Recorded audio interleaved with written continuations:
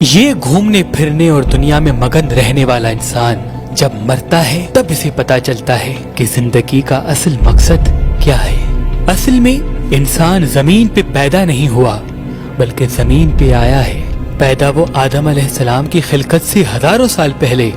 عالم ارواح میں ہو چکا۔ عالم ارواح میں انسان سے وعدے لیے گئے کہ وہ اللہ کے لیے ہر قسم کا امتحان دے گا، کبھی اللہ کے لیے صبر کرے گا تو کبھی اللہ کی نعمتوں پر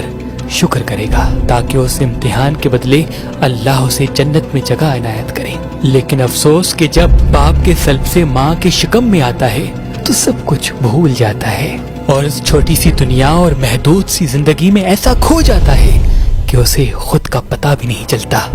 امام جعفر صادق علیہ السلام نے فرمایا، انسان کے 3 قسم ہوتے ہیں، ایک وہ جو فرشتوں سے افضل ہیں، دوسرے وہ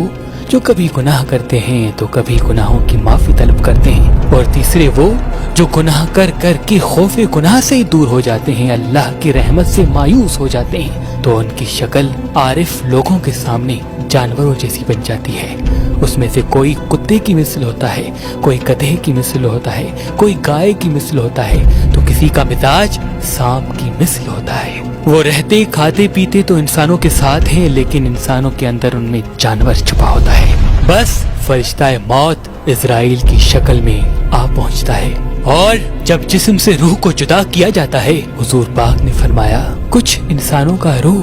اس طرح سے جسم سے الگ ہوتا ہے جیسے کوئی کسی کو خوشبودار پھول محسوس کرائے اور وہ اس خوشبو کے ساتھ اپنے جسم کو چھوڑ دیتے ہیں، تو کچھ کے ساتھ ایسا ہوتا ہے جیسے کوئی انسان ریشمی کپڑا کانٹوں پہ لگا دے اور اسے کھینچ کے باہر نکالے۔ اتنی تکلیف ان لوگوں کی ہوتی ہے جو قدم قدم پہ انسانوں کو تکلیف اور اللہ کے قوانین کو جھٹلاتے ہیں۔ بس اس مٹی کے جسم سے الگ ہونے کے بعد انسان بار بار کہتا ہے کہ مجھے پھر سے موقع دیا جائے تاکہ میں نے جو عالم ارواح میں اپنے خدا سے وعدے کیے تھے وہ پورے کر سکوں، لیکن افسوس اسے موقع نہیں ملتا کیونکہ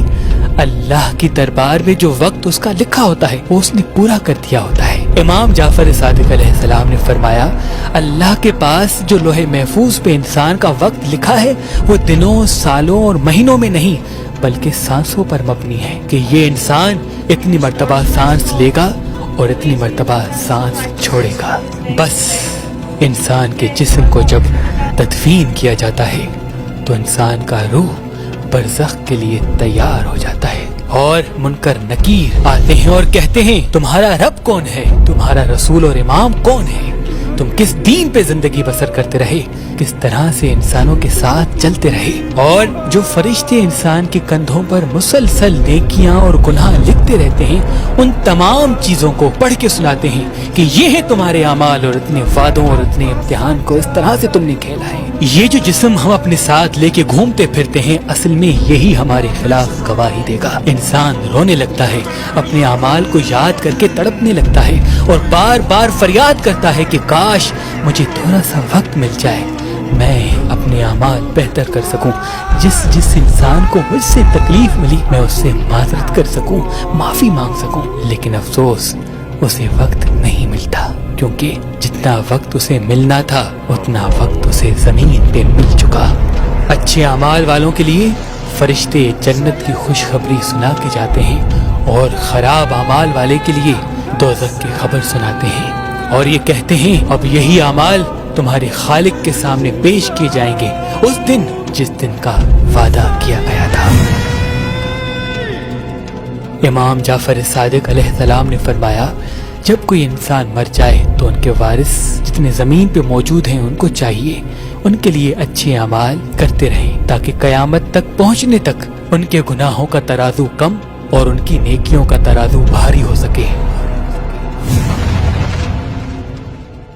ناد علی اللہ کا معجزہ ہے اور عقیق پتھر مومن کی نشانی ہے۔ امام جعفر صادق علیہ السلام نے فرمایا کہ ہر مصیبت کو عقیق پتھر اپنے اوپر لے لیتا ہے اور پہننے والا اللہ کی پناہ میں آ جاتا ہے और शाह शम्स तबरेज अपने अकीदतमंदों को अकीक पत्थर पे नादे अली लिख के दिया करते थे और ये फरमाते थे ये नादे अली वाला अकीक अपनी शम्स वाली उंगली में पहना करो, अल्लाह के करम से तुम नाकामी से निजात पाओगे। और वो हमारे बच्चे जो रात को डरते हैं वो नादे अली वाला अकीक अपने तकिए के नीचे रखें, इंशाअल्लाह वो अल्लाह की पनाह में रहेंगे। तो अभी फोन उठाएं और दिए गए नंबर पे कॉल करके ये नादे अली वाला अकीक हासिल करें। अगर हमारा नंबर आपको मसरूफ मिलता है तो आप हमारी एप्लीकेशन जो गूगल प्ले स्टोर और आईफोन ऐप स्टोर पे मौजूद है वहाँ से या हमारी वेबसाइट मेहरबानअली.com वहाँ से भी नादे अली वाला अकीक हासिल कर सकते हैं। अल्लाह तमाम मोमिनीन को सलामत रखे, अल्लाह तमाम मोमिनीन को सलामत रखे।